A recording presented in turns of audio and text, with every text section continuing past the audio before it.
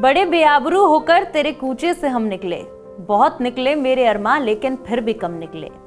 न संन्यास लिया, न बनाई नई पार्टी, बीजेपी में जाने के गिनाए फायदे। आप समझ ही गए होंगे कि मैं किसकी बात कर रही हूँ। जी हाँ, मैं बात कर रही हूँ झारखंड के पूर्व सीएम चंपाई सोरेन की। कैसा रहा उनका राजनीतिक सफर? क्या बीजेपी के लिए चंपाई सोरेन हैं दो-धारी तलवार? मरांडी मुंडा कहीं ये खेल ना कर दें खराब। ये रिश्ता आखिर क्या कहलाएगा, ये वक्त के साथ पता लग जाएगा। नमस्कार, मैं नल्ली सिंह पालीवाल, आप देख रहे हैं न्यूज़ को। इन दिनों झारखंड के सियासी गलियारों में खूब हलचल है। जेएमएम का चेहरा और हिस्सा रहे चंपाई सोरेन ने जेएमएम के साथ को अलविदा कह दिया है। चंपाई सोरेन एक भारतीय राजनीतिज्ञ हैं जिन्होंने ईडी द्वारा तत्कालीन मुख्यमंत्री हेमंत सोरेन की गिरफ्तारी के बाद झारखंड के 7वें मुख्यमंत्री के रूप में शपथ ली थी, लेकिन अब वो भारतीय जनता पार्टी में शामिल हो गए हैं और विधायक के रूप में सरायकेला विधानसभा क्षेत्र का प्रतिनिधित्व करते हैं। वैसे इससे पहले चंपाई हेमंत सोरेन मंत्रिमंडल में परिवहन मंत्री के साथ साथ कई और विभागों के भी कैबिनेट मंत्री रहे।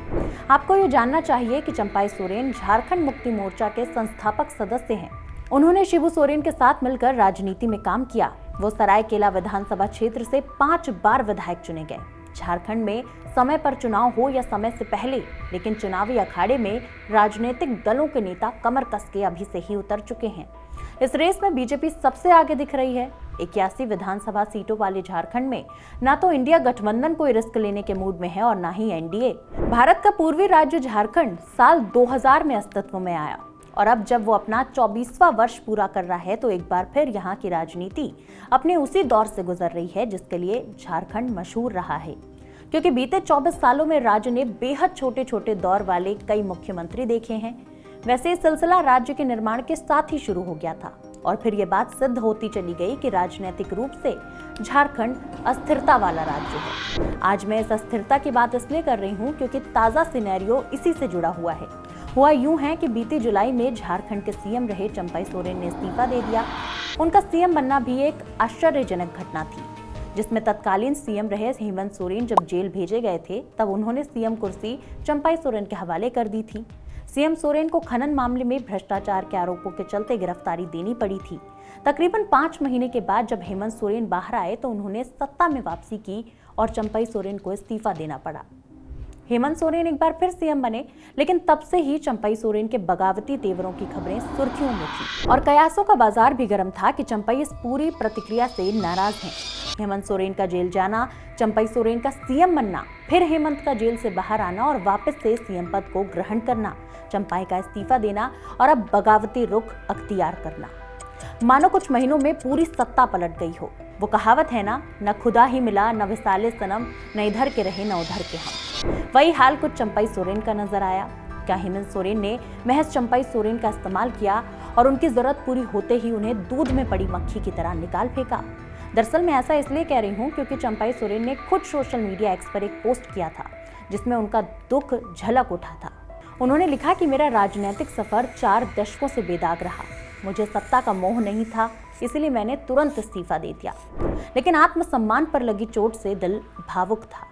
उन्हें सिर्फ कुर्सी से मतलब था। मुझे ऐसा लगा मानो उस पार्टी से मेरा कोई वजूद ही नहीं है, कोई अस्तित्व ही नहीं है।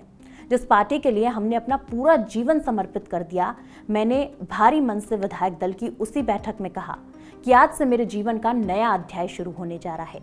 इसमें मेरे पास 3 विकल्प थे। पहला, राजनीति से संन्यास लेना, दूसरा, अपना अलग संगठन खड़ा करना और तीसरा, इस राह में अगर कोई साथी मिले तो उसके साथ आगे का सफर तय करना। और उन्होंने तीसरा विकल्प चुना और बीजेपी का साथ थाम लिया। चंपाई सोरेन और बीजेपी एक दूसरे के लिए बेशक मददगार साबित हो सकते हैं, लेकिन ये रिश्ता म्यूचुअल फंड की तरह जोखिम भरा भी है, क्योंकि ऐसे रिश्तों में कुछ फायदे होते हैं तो कुछ नुकसान भी होते हैं। कोल्हान टाइगर के नाम से मशहूर चंपाई सोरेन ने झारखंड मुक्ति मोर्चा यूं ही तो छोड़ा नहीं होगा। वैसे ही बीजेपी के भी चंपाई सोरेन को साथ लेने की कुछ खास वजह है। अगर चंपाई सोरेन की वजह से झारखंड में हेमंत सोरेन को बीजेपी थोड़ा भी डैमेज कर पाती है तो वो भी फायदा है, और अगर चंपाई सोरेन की बदौलत संथाल परगना ना सही कोल्हान क्षेत्र में भी बीजेपी हेमंत सोरेन की पार्टी जेएमएम से बेहतर प्रदर्शन कर लेती है तो फिर तो क्या ही कहना। लेकिन यही वो बात है जो झारखंड बीजेपी अध्यक्ष बाबूलाल मरांडी और सूबे के कद्दावर आदिवासी बीजेपी नेता अर्जुन मुंडा के लिए मुश्किलें भी खड़ी कर सकती है। ऐसे में देखना होगा कि ये दोस्ती भरा सफर आसान होगा या महज चुनावी गठबंधन बनकर रह जाएगा। इस दोस्ती भरे सफर को लेकर आपकी क्या राय है, कमेंट सेक्शन में जरूर साझा करें। बाकी देश और दुनिया की तमाम खबरों के लिए जुड़े रहें न्यूज़ स्कूप से।